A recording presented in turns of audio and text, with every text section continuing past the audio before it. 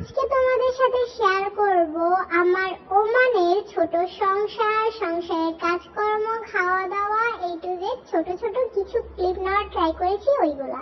তো যারা যারা এখনো আমার চ্যানেলটা সাবস্ক্রাইব করোনি এন্ড যারা যারা ফলো করোনি তারা অবশ্যই সাবস্ক্রাইব করে দেবা, ফলো করে দেবা এন্ড একটা লাইক দিয়ে ভিডিওটা দেখা শুরু করে দেবা। তোমাদের সাথে আমি আজকে আমার ওমানে আসার কিছু জার্নি শেয়ার করব। ওমানে আসাটা আমার জন্য এতটাও সহজ ছিল না। লাইফে অনেক অনেক অনেক ঝড় তুফান অতিক্রম করার পরই আমি ওমানে আসতে পেরেছি।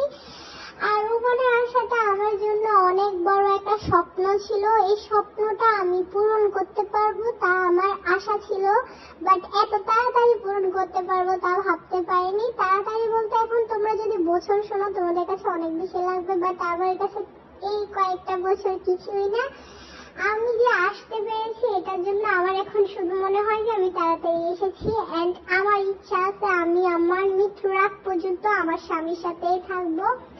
কারণ স্বামীর সাথে থাকলে হয় কি, এখানে তোমার যদি নিজের একটা ছোট একটা সংসার হয়, তোমার যদি একদিন শরীর ভালো না লাগে, রান্না না করো, হাজবেন্ডকে বলা যায় যে আজকে বাইরে থেকে কিছু নিয়ে আসো, আমার রান্না করতে ইচ্ছে করছে না, তুমি তখন হাজবেন্ড কিন্তু নিয়ে আসে। আর যখন শ্বশুর বাড়িতে থাকো তখন তো বুঝোই একদিন যদি রান্না না করো তাহলে কি হয়। থাক, ওইসব কথা আর নাই বলি। লাইফে অনেক অনেক খারাপ সময় দেখেছি, বাট এখন এখানে আসার পরও কিন্তু আমার অনেক অনেক অনেক সাফার করতে হয়েছে। আমাদের মানুষদের কিন্তু পর যারা তাদের জন্য সাফার করতে হয় না, আমাদের আপনজনরাই আমাদের অনেক বেশি সাফার করায়।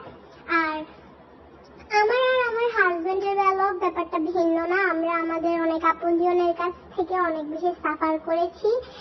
তারা চাইনি হয়তো বা আমরা থাকি একসাথে, তারা চাইনি। আসলে আমি শুনেছি কিছু কিছু মা বাবা হয়তো বা চায় তাদের ছেলে মেয়ে সুখে থাকুক, বাট কিছু কিছু মা বাবা বা ফ্যামিলির মানুষরা চায় না তাদের ছেলে মেয়ে সুখে থাকুক, তাদের হয়তো বা জিনিসটা সহ্য হয় না। বাট আমার মায়ের বাড়ির লোক থেকে যদি আমি বলতে যাই, তারা অনেক বেশি ভালো, অনেক বেশি সাপোর্টিভ। বাট আমার শ্বশুর বাড়ির লোকরা আছে, বাট থাক, আমি সব না বলি। তোমাদের সাথে আমি একটা কথাই বলতে চাই, যদি নিজে একটা সংসার করতে চাও তাহলে আল্লাহর কাছে অনেক অনেক অনেক অনেক বেশি চাইবা। আর যদি আল্লাহর কাছে না চাও তাহলে কখনোই পাবা না। আল্লাহর কাছে দেওয়ার কমতি নেই, আমাদের চাওয়ার কমতি আছে। আমরা যদি সঠিক মন থেকে আল্লাহর কাছে চাই, আল্লাহ আমাদের দিবেই দিবে।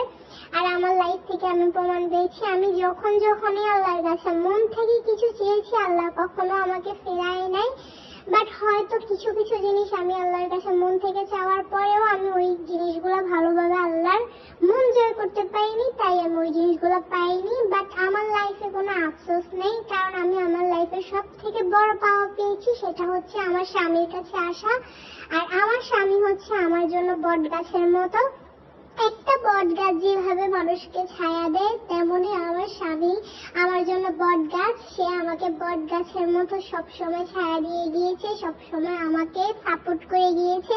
ইউটিউবের ব্যাপারটাও ভিন্ন না বা ফেসবুকের ব্যাপারটাও ভিন্ন না, এইখানেও উনি আমাকে অনেক বেশি সাপোর্ট করে। হ্যাঁ, ওনার একটাই কথা যে আমি আমার ফেস শো না করি, বিকজ উনি একটু ইসলামিক মাইন্ডের, এজন্য উনি পছন্দ করে না। বাট উনি আমাকে কখনোই কোনো কিছুতে বাধা দেয় না।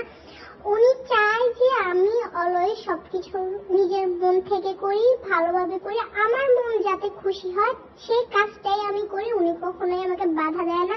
আর আমিও বুঝি যে কোন কাজটা করলে আমার স্বামী ভালো লাগবে না, সেই কাজটা আমি কখনোই করি না। ওইসব কাজ থেকে আমি অলওয়েজ বিরত থাকি। যেমন আমি এখানে যে ভিডিওটা করতেছি, এখানে কিন্তু আমি আমার রিয়েল ভয়েসটা কাট আপ করে দিয়েছি এন্ড আমি এখানে ভয়েসিং অ্যাড করেছি। তো তোমরা বুঝতেই পারছো এখানে মিমিক্রিও ভয়েস, আমি আমার ভয়েসটা কাট করেছি। কারণ আমি চাই না যে আমার হাজবেন্ড ছাড়া আমার ভয়েসটা পর্যন্ত কেউ শুনুক। হ্যাঁ, আমি কিছু কিছু ভিডিওতে হয়তো বা আগে আমার ভয়েস দিয়েছি, বাট আমি এখন মনে করি যে আমি যতটা সম্ভব ইসলামের পথে চলবো। হ্যাঁ, ভিডিও করতে হলে কিছু কিছু জিনিস তো শো করতে হবে, বাট হালকা পাতলাই শো করার ট্রাই করবো। আমি যতটা সম্ভব কভার হয়ে আমার ভিডিওগুলো মেক করার ট্রাই করবো, যাতে আমাকে যতটা সম্ভব আমাকে কম দেখা যায়, কম আমি শো হই ভিডিওতে। কারণ আমার স্বামী যেহেতু আমাকে সাপোর্ট করে, আমিও চাই না তার এই আমার প্রতি বিশ্বাসটা কোনোভাবে লঙ্ঘন করা। তার এই বিশ্বাসটা আমি যেভাবে জয় করেছি তা আমি এভাবে সারা জীবন ধরে রাখতে চাই।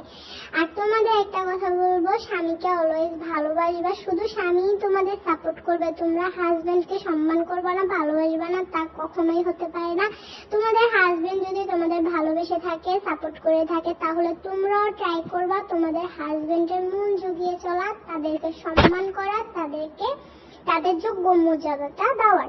যেমন কি বাসায় যদি আসে সবার আগে একটু পানি দিলা, ঘরে ঢোকার সময় একটা সালাম দিলা। সালাম দিলে কেউ ছোট হয় না। হাজবেন্ডকে ঘরে আসার সময় এবং যাওয়ার সময় অবশ্যই সালাম দিবা। এটা করলে হাজবেন্ড অনেক বেশি প্রাউড ফিল করে, তার কাছে মনে হয় যে না, আমাকে আমার ওয়াইফ অনেক বেশি সম্মান করে, তার কাছে ভালো লাগে। আর আমার হাজবেন্ড অনেক বেশি খুশি হয় যখন আমি তার জন্য কোনো কিছু মন থেকে করি।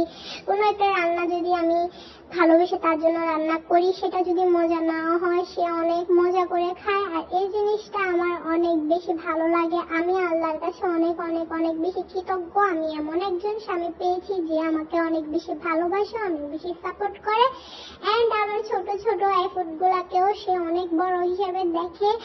আমি মনে করি যে এমন স্বামী পাওয়া আসলে একটা ভাগ্যের বিষয়। এমন স্বামী আসলে পাওয়াটা কঠিন বিষয়, এমন স্বামী আসলে পাওয়া যায় না।